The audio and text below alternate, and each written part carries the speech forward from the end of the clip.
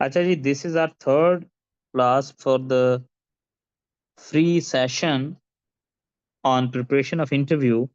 और अगर मैं रीकैप करता चलूं कि इससे पहले सेशंस के अंदर हम लोग ने क्या किया है, और उसके बाद I'll begin asking you questions, और उसके बाद फिर हम आगे मूव करेंगे। जनाब, सबसे पहले तो हमने आपको एक बेसिक्स ड्रॉ करके बताई थी। उसकी समरी ये है कि दैट एक इंटरव्यू बेसिकली कंसिस्ट करता है दो मेन एस्पेक्ट्स के ऊपर। One is the person, and other other aspect is that how that person appears, यानी कि जो पर्सनल अपीयरेंस है उसके अंदर ड्रेस वगैरह आ जाता है, आपका डिमिनर आ जाता है, पर्सन के बारे में इंटेलेक्ट, नॉलेज और पर्सनालिटी ये वगैरह आ जाते हैं। फिर हमने कहा था सबसे पहले if we focus on the aspects which are being asked you in the interview, they are basically five।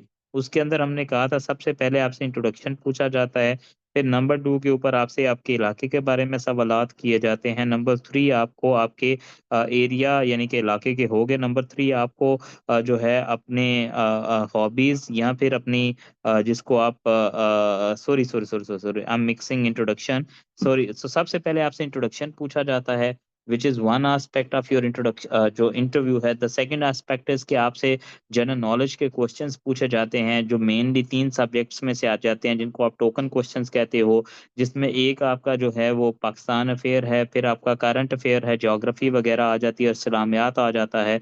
अब अगर आप तीसरी डोमेन की बात करें जिसके अंदर आपसे सवालात पूछे जाते हैं, तो वो आपकी करंट अफेयर्स की डोमेन मेनली आती है, जिसमें आपसे ओपिनियनेटेड सवालात पूछे जाते हैं। जैसे फॉर एग्जांपल अगर आप ग्लोबली देखें तो ग्लोब के ऊपर आपसे जो है करंट गोइंग ऑन जो वॉर है बिटवीन पैलेस्टाइन एंड इसराइल, जिस तरह यूक्रेन की वॉर है, इस तरह के ओपिनियनेटेड आंसर्स आपसे लिए जा सकते हैं। नंबर 4 के ऊपर इंट्रोडक्शन के बाद आपका जो है वो आपसे जो है वो टोकन क्वेश्चन और करंट अफेयर्स के सवालात के बाद नंबर 4 के ऊपर आपकी पर्सनालिटी असेसमेंट के क्वेश्चंस किए जाते हैं, जिसमें आपकी पर्सनालिटी की वीकनेस क्या है, आपकी पर्सनालिटी की स्ट्रेंथ क्या है, आपकी पर्सनालिटी जो है वो बिगेस्ट अचीवमेंट क्या है, आपकी बिगेस्ट फियर क्या है। इस तरह के पर्सनालिटी असेसमेंट रिलेटेड सवालात जो हैं वो आपसे पूछे जाते हैं। और जो है उसके बाद जो लास्ट के ऊपर आता है वो आपका आ जाता है अबाउट जो है वो आपकी जॉब डिस्क्रिप्शन, या फॉर इंस्टेंस जिस डिपार्टमेंट को आप ज्वाइन करना चाह रहे हो। फॉर इंस्टेंस अगर एक्साइज एंड टैक्सेशन है, तो उसकी एक्साइज एंड टैक्सेशन के जो है वो क्या जो है वो प्रिंसिपल्स हैं, स्ट्रेंथ्स क्या हैं, उसकी वीकनेसेस क्या हैं, ईटीओज जो है उसकी कैरियर प्रोग्रेशन क्या है आपकी। इसी तरह डिपार्टमेंट के अंदर आप क्या इनोवेशन ला सकते हो, क्या डिफरेंस क्रिएट कर सकते हो, ये सारी की सारी चीजें जो हैं आपसे पूछी जाती हैं when it comes to your job description, right. So these are the things जो आपने अंडरस्टैंड करनी है when you would be preparing for it. तो इसका मतलब ये हुआ कि अब हमने सबसे पहले जो हमने चीज को डिस्क्राइब करना शुरू किया था वो था आपका इंट्रोडक्शन। अब हम बारी बारी इन पांचों कंपोनेंट्स को डील करेंगे। जो पहला कंपोनेंट हमारा आया था वो था इंट्रोडक्शन, और इंट्रोडक्शन के अंदर मैंने आपको कहा था देर आर 4 मेजर क्वेश्चंस, और उनके अंदर माइनर क्वेश्चंस बहुत ज्यादा मल्टीप्लाई होते हैं। जो मेजर क्वेश्चंस एग्जिस्ट करते हैं उसमें सबसे पहले इंट्रोडक्शन के अंदर आपका नाम क्या है, आप किस एरिया से बिलोंग कर, नाम का मतलब क्या है, नाम का ओरिजिन क्या है, नाम से रिलेटेड को फेमस पर्सनालिटी कौन सी है। नंबर दूसरा जो चीज पूछी जाती है वो आपके एरिया से रिलेटेड पूछी जाती है। एरिया के अंदर जो है आपके तकरीबन 10 के करीब डोमेन्स एग्जिस्ट करती हैं कि आपके एरिया की फेमस पर्सनालिटी कौन सी है, आपके एरिया की हिस्ट्री क्या है, आपके एरिया की ज्योग्राफी क्या है, आपके एरिया का इकोनॉमिक प्रोफाइल क्या है, आपके एरिया की इंडस्ट्रियल प्रोफाइल क्या है, आपके एरिया के अंदर लिटरेचर से रिलेटेड अगर कोई लोग हैं तो वो कौन है। तो एरिया से रिलेटेड सारे सवालात आपसे पूछे जाते हैं, political profile of your area. Number 3 जो कंपोनेंट आता है आपके इंट्रोडक्शन का, after your name and area, that is your degree and institutions from where you have done that degree. और उसके अंदर हमने आपको बताया था कि आपको जो है वो ये प्रिपेयर करना पड़ता है कि आपने आपका इंस्टीट्यूशन कौन सा है, आपने जो है वो कितना ज़्यादा जो है वो उसको कहते हैं क्या, उसको कहते हैं कि आपने मतलब डिग्री कौन सी वहाँ से की है, और डिग्री की कॉन्टेम्परेरी रेलिवेंस क्या है। आपके एरिया के अंदर जो है वो उस यूनिवर्सिटी एग्जिस्ट करती है, उस यूनिवर्सिटी का रेक्टर या वाइस चांसलर कौन सा है, उस यूनिवर्सिटी की हिस्ट्री क्या है, उस यूनिवर्सिटी के फेमस या नोटेबल अलुमनाइज कौन से हैं, ये मैंने आपको कहा। उसके बाद हम आए और हमने फिर डिस्कशन की about the fourth component which is hobby slash personal interest. उसके अंदर मैंने आपसे डिस्कशन की थी कि आपकी हॉबी, आपका यानी कि इंटरेस्ट क्या है, आपका जो है वो जो है उसको क्या कहते हैं, आपका जो है वो। अब हॉबी पे ऊपर मुझे बहुत ज़्यादा मल्टीपल आंसर्स भी मिले, क्वेश्चंस भी रेज किए गए, जिसके आंसर्स मैंने सोचा मैं यहाँ पे ही दूंगा कि सर मैं हॉबी कौन सी रखूं, कौन सी चूज करूं। मैंने आपको कहा था हॉबी को ऑप्ट करते हुए आपने ये चीजें ज़हन में रखनी है कि जो भी आपकी हॉबी होती है ना, इट इज़ नॉट समथिंग कि जिसको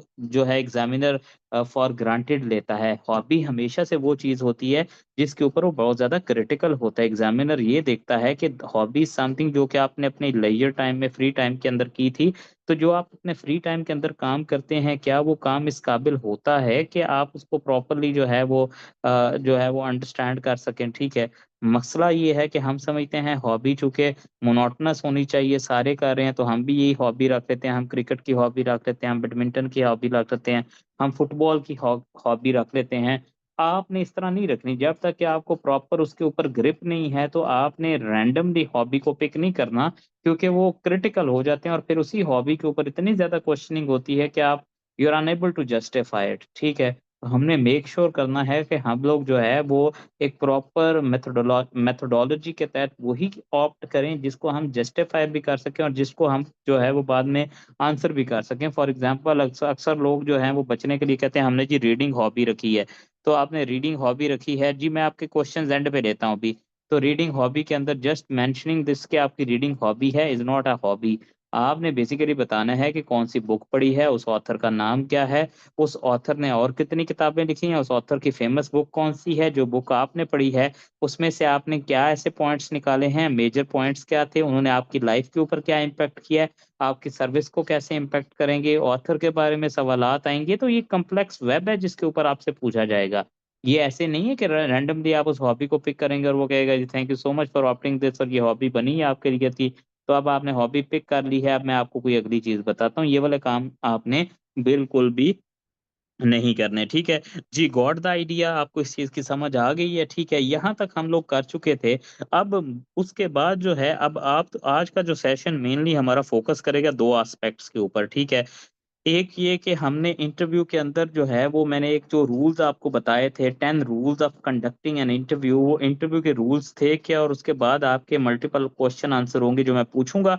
और एंड के ऊपर मैं आपसे जो है ना, मैंने बोला था कि मैं आपके डेमो क्वेश्चनिंग करूंगा और उसके ऊपर जो है मैं आपसे फिर पूछूंगा, वो अगर आप स्किप करेंगे तो फिर आपको डांट भी पड़ेगी। ठीक है जी। अच्छा जी, मैंने आपको 10 के करीब रूल्स बताए थे कि जो इंसान जो इंटरव्यू देने जाता है, वो जब रूम में एंटर होता है वहां से लेके बैठने तक उसके वो कंडक्ट रूल्स क्या हैं, आइए उनको रिवाइज करते हैं। सबसे पहला रूल ये था कि आपने you are not suppose to knock at the door. और एक और मेरी बात जहन में रखें, आप लोग बेशक जिन एकेडमीज में से जाके पढ़ रहे हैं, उनमें से जो सबसे प्रोमिनेंट एकेडमी है ना, वहाँ का सारा जो है वो इंटरव्यू मैंने ही सेट किया हुआ है। ठीक है, तो इसलिए इस चीज इस चीज के बारे में जो है फुल तसल्ली रखें। आप जहां से भी पढ़ के आएंगे आपको आइदर तो मेरी ही बातों की एक्सटेंशन मिलेगी, या उसके अंदर कोई थोड़ी बहुत जो है इनोवेशन मिल जाएगी, जिसको अगर आप पॉजिटिव समझेंगे और आपको रैशनली जस्टिफाइड लगेगी तो अटेम्प्ट करना, नहीं तो ना करना। नहीं तो मोर और लेस जो मैं आपको बता रहा हूँ,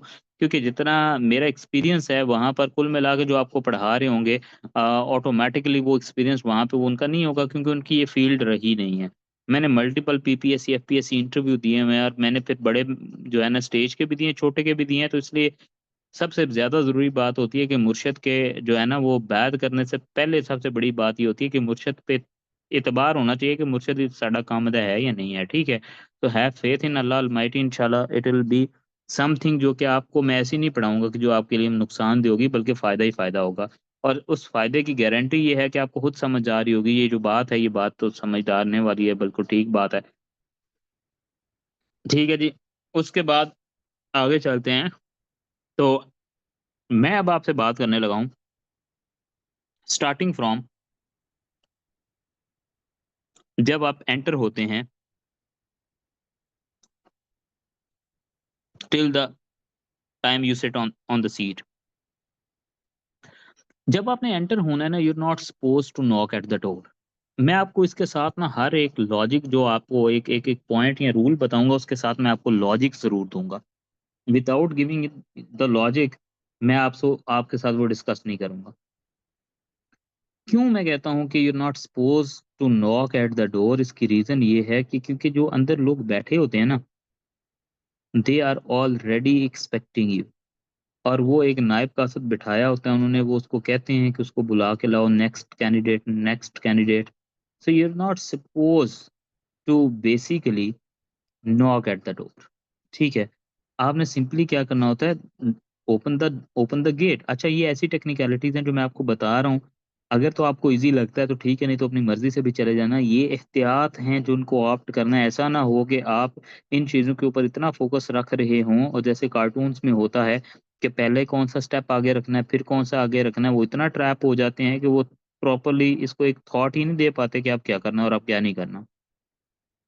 तो आपने करना यूं है कि आपने, you are not suppose to knock at the door, when you enter the room, enter होते साथ ही दो तीन स्टेप्स लेके आपने आगे जाके आपने एक जो जिसको कहते हैं ना कि प्रॉपर ग्रेसफुल मैनर में आपके शोल्डर्स जो हैं वो ब्रॉड होने चाहिए। I am sorry we are not having the visuals here, I would be having visuals here. मैं इंशाल्लाह किसी टाइम ऑफिस के अंदर बैठ के जब properly I will be formally dressed up, तो मैं आपको एक रिहर्सल पूरी वहाँ पे डेमो भी दे दूँगा, ठीक है? सो आपने रूम में एंटर होना है, रूम में एंटर होते साथ ही आपने अपने जो हैं वो चेस्ट को पम्प्ड अप रखना है, थोड़ा-सा ऐसे ब्रॉड शोल्डर होंगे, बिल्कुल जिस तरह कैडेट्स वॉक करते हैं ना, बट नॉट इन अ वे कि वहाँ पे प्रॉपर जो है आप सैल्यूट मारने की पोज़ीशन में आ जाएँ, बट एक ग्रेसफुल वॉक होनी चाहिए, उसमें अवॉइड ये करना है शोल्डर्स ड्रॉप ना हों, ठीक है? आपने जाके आगे आपने सबसे पहले ग्रीटिंग्स करनी है पैनल को, ठीक है? एक सेफ डिस्टेंस से गुड मॉर्निंग की ग्रीटिंग करें, या गुड मॉर्निंग एंड अस्सलाम वालेकुम सर करें, या जो मर्जी करें, आपके ऊपर डिपेंड करता है। I am not binding you by these burdens जो कि इररिलेवेंट और अननेसेसरी हैं। सिर्फ इसलिए आपको बता रहा हूँ, मकसद ये है कि आप लोग एक थॉरो अंडरस्टैंडिंग स्टैब्लिश कर लें कि अच्छा यार ये चीज़ होती क्या है, ठीक है? आपको ये ना हो कि मुझे पता नहीं था, बाकी अप्लाई करना है, इम्प्लीमेंट करना है, दैट्स योर डिस्क्रिशन, राइट? उसके बाद आप आगे मूव करेंगे, मूव करते हुए आपने फिर जो नेक्स्ट काम करना है वो ये है कि आपने जो है वहाँ पे चेयर पे जाके, अब लोग अक्सर ये बताते हैं कि आपने राइट से घूम के जाके लेफ्ट से बैठना है, लेफ्ट से घूम के राइट पे बैठना है। आप वहाँ पे पजल हुए होते हो, वही आपका इम्तिहान होता है जब वहाँ पे चेयरमैन और उसके पैनलिस्ट आपको बड़ी कड़ी नज़र से देख रहे होते हैं कि how this gentleman would behave, और आप जाके कुर्सी की साइडें बदलते रहते हो। फिर आपको कहा जाता है पीछे कुर्सी स्लाइड करें, फिर आगे होके बैठें। देखो, अगर तो कंफर्टेबल पोजीशन पे कुर्सी पड़ी है तो ठीक है, नहीं पड़ी तो उसको कंफर्टेबल करके बैठ जाओ। There is no need to look after this के राइट साइड से जाना है, लेफ्ट साइड से जाना है, ये मैटर ही नहीं करता। पता नहीं मैंने कितने 100 इंटरव्यू कर लिए हैं। ऑनेस्टली ये चीज़ नहीं मैटर करती, जिसके ऊपर हमें बहुत ज़्यादा जो है वो फ़ोकस करवाया जाता है, और वो बच्चा बेचारा बजाय ये कि 2 लफ्ज़ बोले, वो इस चीज़ पे ज़्यादा कन्फ्यूज़ होता है कि घूम के आना है या राइट आना है या लेफ्ट आना है, ठीक है? So rule number one is to, without knocking, enter the door. Rule number two is greet the panel. Rule number three is sit wherever you would feel comfortable sitting. Rule number four is that start introducing yourself, but not before. जब तक वो आपको कहेंगे नहीं, you are not suppose to introduce yourself. अगर वो आपको कहते हैं जेंटलमैन इंट्रोड्यूस योर सेल्फ, तो इंट्रोड्यूस योर सेल्फ।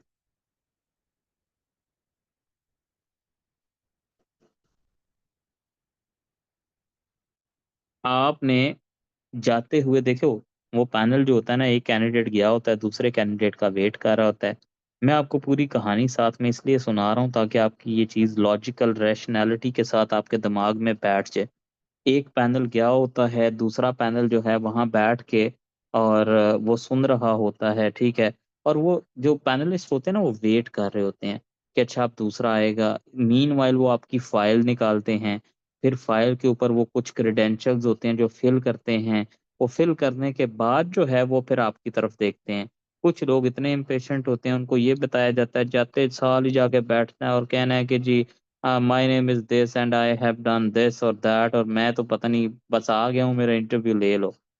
एक चीज़ होती है जिसको बड़ा बोल्ड करके अपने रजिस्टर्स के ऊपर लिख लें, उसको कहते हैं आइडेंटिफिकेशन ऑफ योर, जिसको जिसको कहते हैं ना आइडेंटिफाई वो register your identity, registration of your identity, कि आप कौन हो, आपने खुद को मार्क करवाना है वहां पर।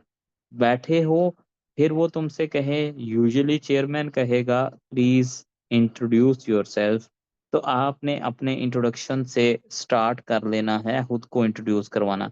कभी यूं होगा कि वो चेयरमैन जो है वो ये कहेगा कि जी आप ना, फॉर एग्जांपल आपका नाम अदनान बशीर है, और वो आपको ये कहता है जी अदनान बशीर इंट्रोड्यूस योरसेल्फ। इतनी हाजिर दिमागी रखनी है वहां पर कि आपने ये नहीं कहना that my name is Adnan Bashir, because this is the name that the chairman has already said. तो आपने वहां बैठ के उस चीज को रिपीट नहीं करना, हाजिर दिमागी भी चेक हो रही होती है।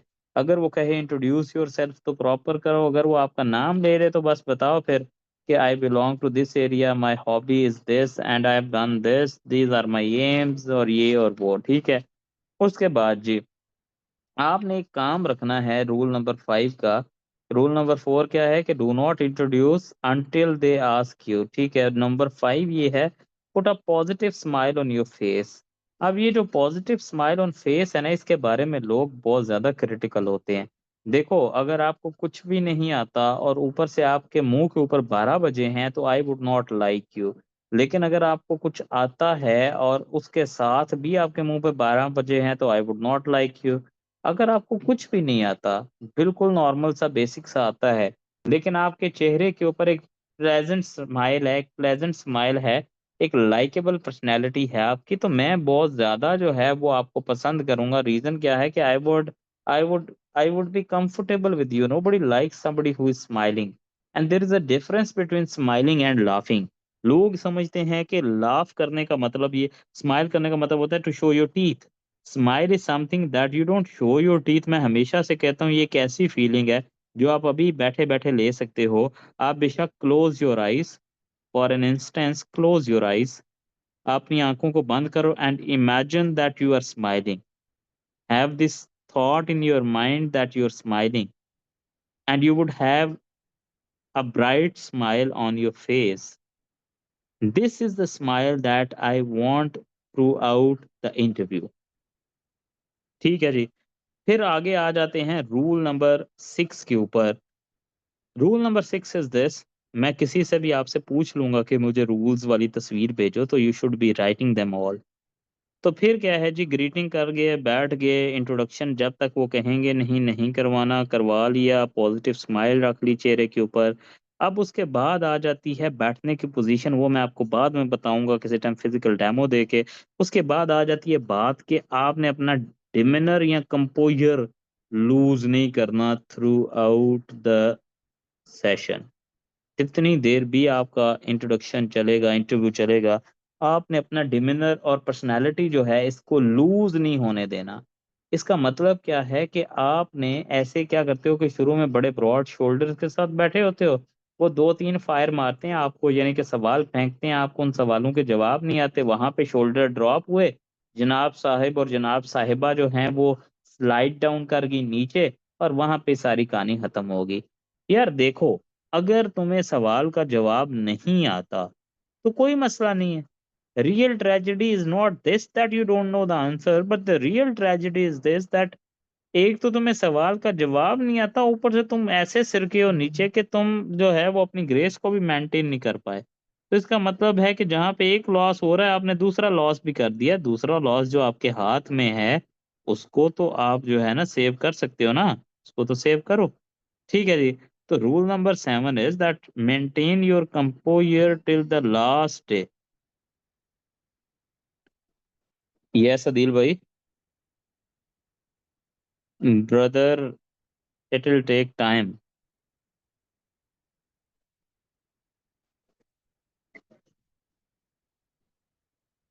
This isn't a conduct of unbecoming an officer. Basically, I had my engagements honestly 8 to 9 class थी, 9 to 10 थी, 10 to जो है 10:30 थी, ठीक है। तो अभी, हाँ, तो दैट वाजंट, अभी अभी it's still 20 minutes left in half hour. आप कहाँ पे हैं? यार कल आराम से सुकून से ना बैठे हैं, अभी आप एग्जॉस्टेड होंगे। यार ना करना, अब आप इतने सीनियर। कल सुकून से बैठते हैं। नहीं, कल इंशाल्लाह I'll pick you brother। Yes, yes, yes, yes, yes, yes. बस अभी नहीं, नहीं, मैं बच्चों को पढ़ा लूँ इंशाल्लाह टुमारो ब्रदर। Okay, okay. अच्छा जी, उसके बाद ये है कि नेक्स्ट चीज़ ये है कि आपने जो है वो वहाँ पे एक डिमेनर जो है उसको मेंटेन रखना है, उसको वायलेट नहीं होने देना, ठीक है? अच्छा जी, नंबर 8 के ऊपर आ जाता है, सबसे इम्पोर्टेंट क्वेश्चन वो ये है कि एक एक तरीका होता है किसी भी सवाल का जवाब देने का। वो क्या होता है, अगर पैनल आपसे कुछ सवाल पूछ रहा है ना, तो वहाँ पे जो पैनल बैठा है ना भाईजान, the panel has an experience cumulatively, उनका इतना एक्सपीरियंस है कि जितनी आप उनमें से हर इंडिविजुअल का इतना एक्सपीरियंस है जितनी आपकी एज है। You can not bluff them. ये बात अपने ज़हन में बिठा के रखें कि आप पैनल को धोखा नहीं दे सकते, panel is very experienced one. तो फिर आप क्या करेंगे? आपने बेसिकली पैनल को रिस्पेक्टेबली एंगेज करना है। उसके अंदर कुछ चीज़ें हैं जो लिख लें। पैनल चिढ़ता किन चीज़ों के ऊपर है? सबसे पहले तो अगर आप पैनल को उसका सवाल पूरा नहीं करने दे रहे तो वो माइंड करेगा इस चीज। Let the panel complete the question, and I do agree on this very thing that most of the times most of the times जो पैनल है वो बेसिकली बहुत ज्यादा जो है वो क्रिटिकल होता है। मतलब वो समटाइम्स इतने लंबे लंबे लंबे लंबे सवालात पूछेगा कि आपको समझ भी नहीं आती कि यार इसमें से किस चीज़ का मैं आंसर करूँ और किस चीज़ का ना करूँ। वो बहुत ज़्यादा ड्रैग्ड किस्म का जो है वो सवालात आपसे पूछने लग पड़ता है, ठीक है? सो आपने इंश्योर करना है कि आप जो है पैनल के सवाल को पहले पूरा सुनें, पैनल के सवाल को सुनने के बाद आपने फिर उसको आंसर करना है।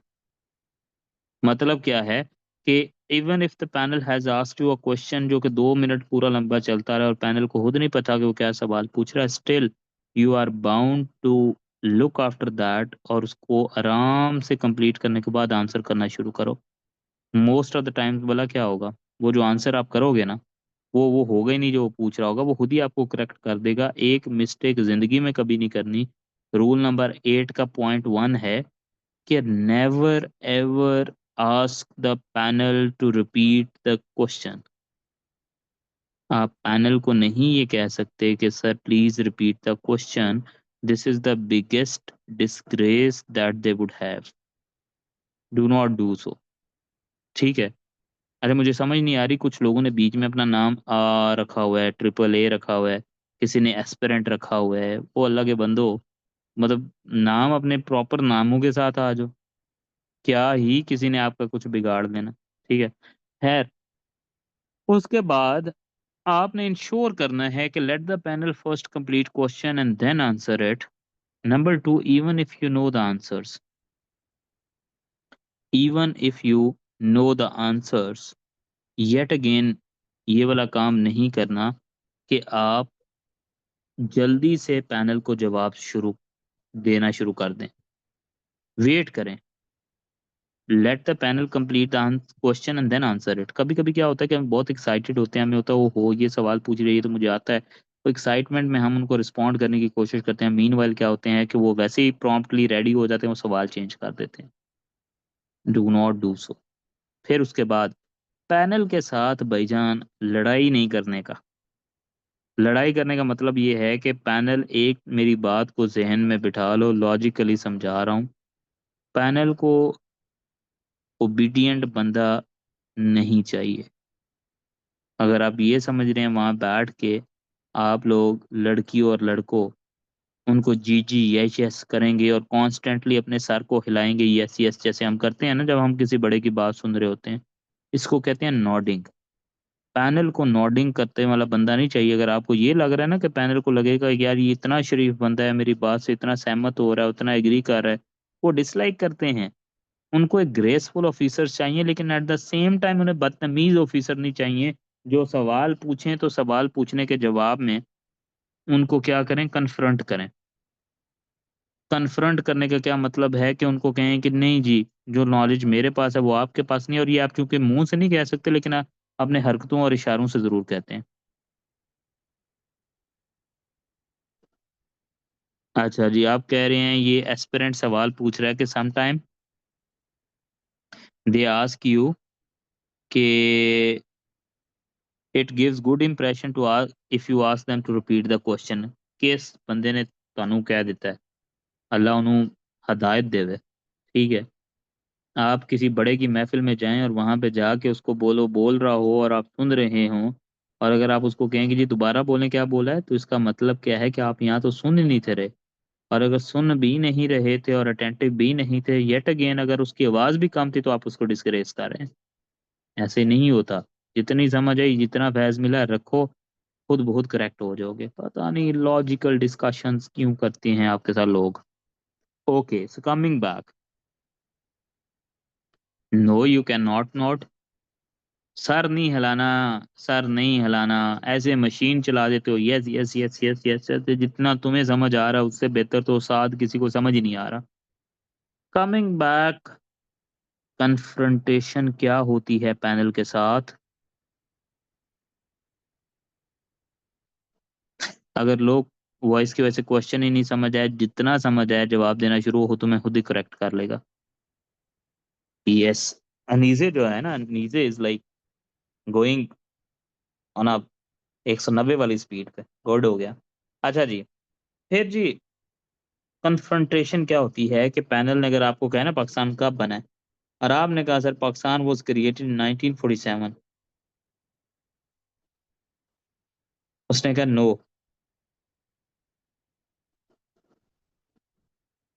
आपने कहा नहीं sir, it is in my humble opinion 1947। अगर दूसरी दफा उसने कहा ना no, you are not suppose to confront the panel. आप पैनल को कन्फ्रंट नहीं कर सकते। दूसरी दफा आप अगर अपनी ही बात पे स्टिक किए, नुकसान आपका है, इवन इफ द पैनलिस्ट और even if you are right. Confrontation में नहीं जाना। Got the idea. फिर जी उसके बाद मूविंग नेक्स्ट, पैनल को इंगेज करना है। Number 9 rule. इंगेज कैसे करना है, मैं हमेशा से बताता आया हूं कि आपने पैनल को 70-30% रूल पे इंगेज करना है। आपको तो 70-30% रूल है क्या? 70-30% रूल ये है कि 70% of the time while answering should be given to the person who has asked you question, and 30% the time should be given to the other panelists। मतलब कि 70% आपके टाइम का जाना चाहिए उन लोगों को जिन्होंने सवाल पूछा है, या जिसने सवाल पूछा है, यूजली एक ही पूछता है। 30% आपने घुमा फिरा के राइट लेफ्ट जो दो लोग बैठे हैं उनको अपने आई कांटेक्ट के साथ इंगेज करना है। ये ना हो कि वो आपके बारे में नेक्स्ट अपने सवालात तैयार करके बैठ जाएं, या वो लेफ्ट आउट फील करें जो आपके लिए नुकसानदेह है।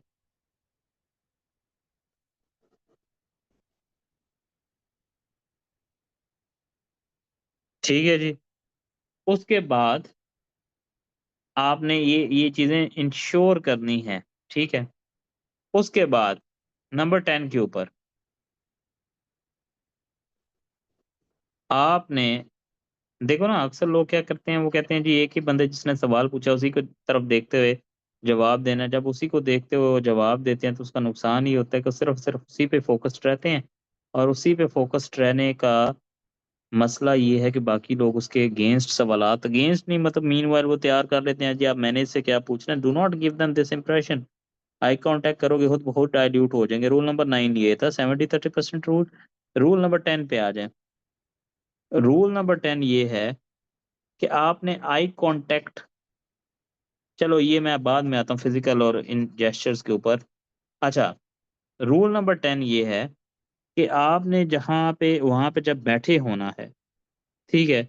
और अगर पैनल आपसे जो है वो किसी सवाल के बारे में तकरार करने लग पड़ा है, तो आपने ये नहीं करना कि आप पैनल को क्रॉस क्वेश्चनिंग करके ये पूछने लग पड़े कि आप बता दें सर क्या है? You are not supposed to do this. फिर जी रूल नंबर 11 ये है, there are several ways to से सॉरी। आप मल्टीपल तरीकों से सॉरी कर सकते हो।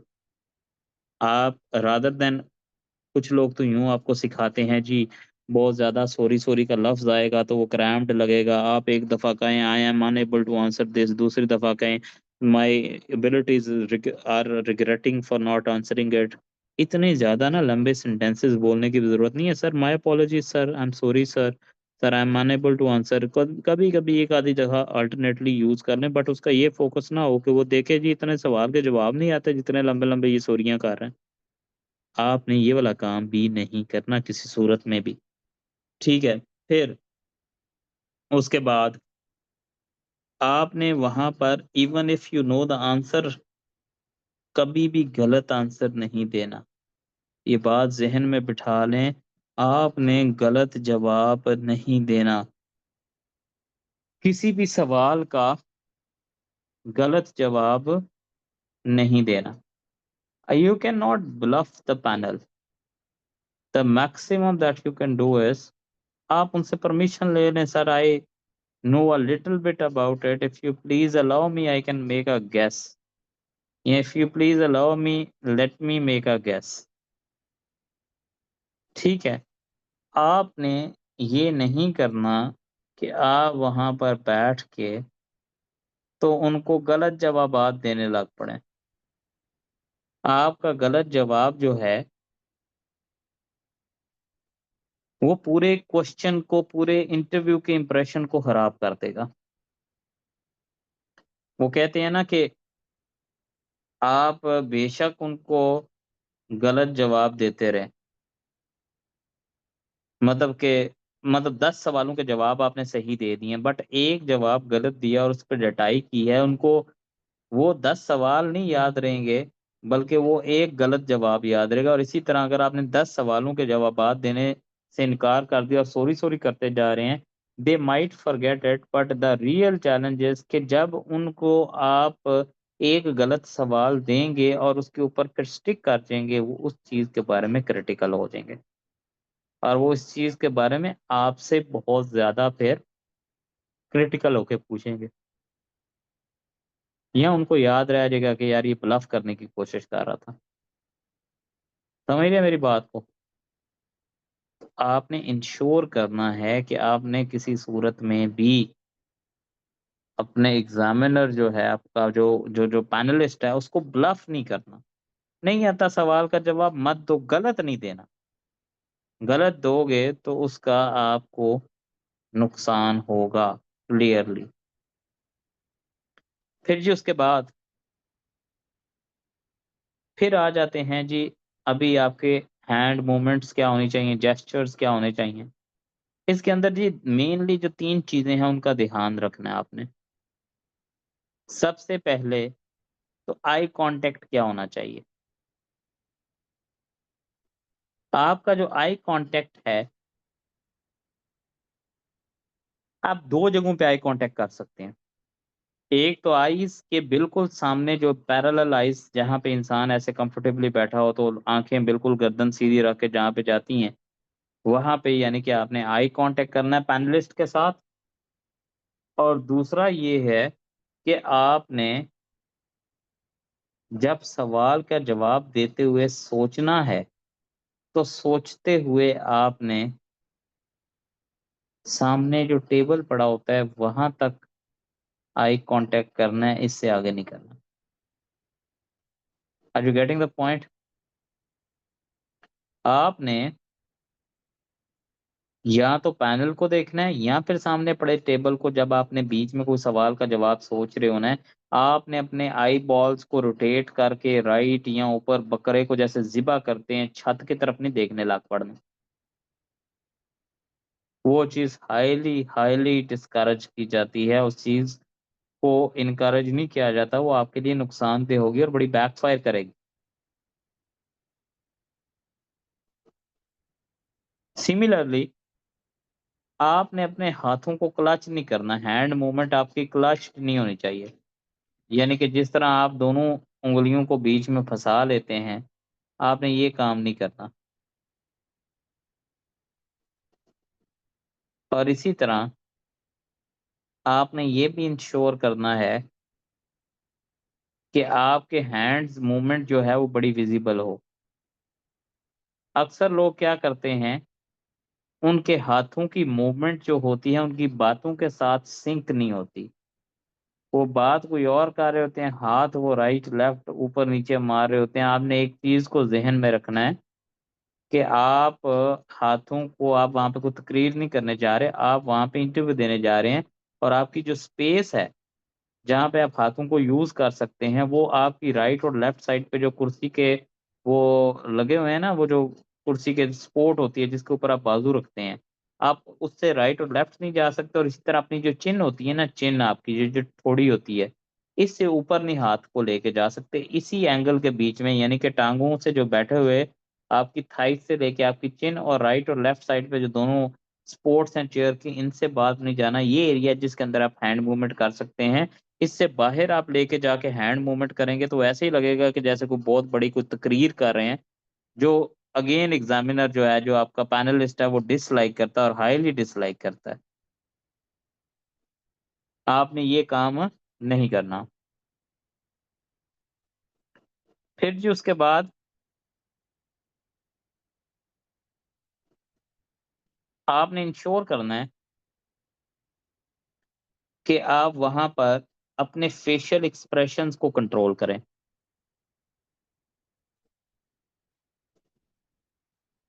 जी, मैं ना पोस्चर के लिए विजुअल्स दिखा दूँगा एक दफ़ा, अभी नहीं दिखा सकता, अभी आई एम टू टायर्ड। मैंने सुबह-सुबह अर्ली मॉर्निंग में गुजरात से वापस आया हूँ। I haven't slept, I had 2 classes, this is the third one. मुझे था कि मैं आज 1-2 क्योंकि हमने 3-4 2 क्लास हो गया, तीसरी ये है, 2 एक और क्लासेस हैं हमारी, वो करके ना इंशाल्लाह, तो हम ये रैप अप की तरफ आ जाएँगे फिर। उसके बाद जी है कि आपने बीच में अपने फेशियल एक्सप्रेशन को ज़रा कंट्रोल रखना है। अब पता है बच्चे मिस्टेक क्या करते हैं, वो अपनी लिप बाइटिंग यानी कि ये अपने होंठों को चबाना शुरू कर देते हैं। कन्फ्यूजन की अलामत है। इसी तरह कुछ लोग अपने चेहरे से पसीना साफ़ करना शुरू कर देते हैं, उन्हें खुजली हो रही होती है, वो ठीक करना शुरू कर देते हैं। साइकोलॉजिकली ऐसा कुछ भी करना जो है, वो कंसीडर किया जाता है कि ये बंदा जो है, ये कन्फ्यूज़्ड है, इसको समझ नहीं है इस चीज़ की और ये परेशान हो रहा है। आपने ये वाले इंप्रेशन या एक्सप्रेशन किसी सूरत में भी कतई वहाँ पर बिल्कुल भी नहीं देने। ठीक है, सिमिलरली आपने अपने चेहरे के ऊपर जो है वो ऐसे जैसे गुस्सा होना, टेंस होना, परेशान होना या ऐसे जो है ना चेहरे के ऊपर वाज़े किस्म के एक्सप्रेशन नहीं देने वहाँ पर, पॉज़िटिव प्लेज़ेंट स्माइल रखनी है। ये चीज़ आपने इंश्योर करनी है। फिर उसके बाद अक्सर अवकात क्या होता है जो स्पीच वो कर रहे होते हैं बच्चे, तो उसके बीच में स्लैंग्स बहुत यूज़ करते हैं। 2 तरह के स्लैंग्स होते हैं, एक तो वो तकिया कलाम यूज़ करते हैं इन माय ओपिनियन हर एक सवाल के जवाब में इन माय ओपिनियन जिसको जो है वो बड़ा डिसलाइक करता है कि भाई what is your opinion? Talk about the answer not your opinion. Similarly कुछ लोग क्या कर रहे होते हैं वो इन माय ओपिनियन का तकिया कलाम यूज़ करते हैं और कुछ लोग पॉजेज़ लॉन्ग लेते हैं, इस तरह की डिफरेंट वॉइसेज़ को बीच में निकालते हैं, जो कि टोटली जो है वो डिसलाइक की जाती है। आपने ये काम नहीं करना। आपने मेक श्योर करना है कि आप जो है, आप इस चीज़ को अवॉइड करें।